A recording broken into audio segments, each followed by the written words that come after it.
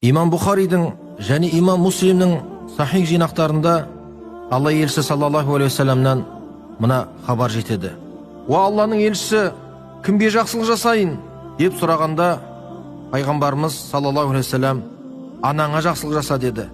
Ол кісі қайта сұрағанда тағы да анаңа жақсылық жаса деді.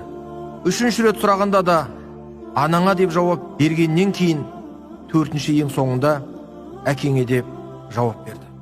Анашым, егер сіздің өміріңіздің ұзақ болуы менің қолымда болғанда ұзартып жіберер едім, бірақ ол Алланың қолында.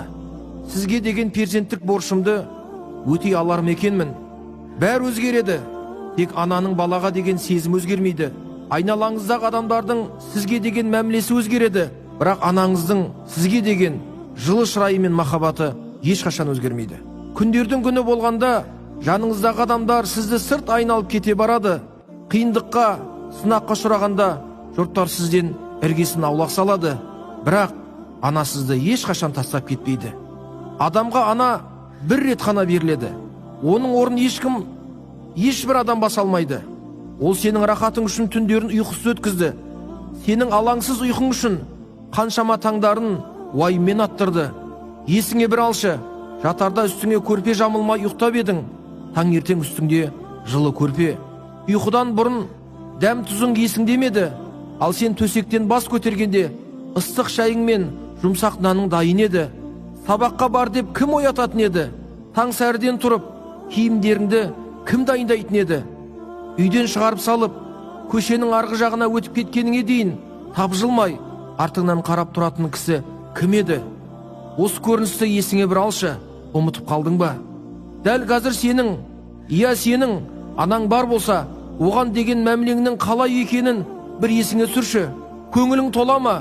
Анаңның көңіл күйі қалай? Неге соңғы кездері жиі уайымға салынып жүр? Еш сұрап көрдің бе?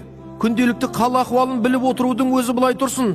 Еншісін алып кеткен перзентімен тек мерекелік дастарханда бас қосатын анаңның қай тәрізде ғұмыр кешіп жүргенімен шаруаң бар ма?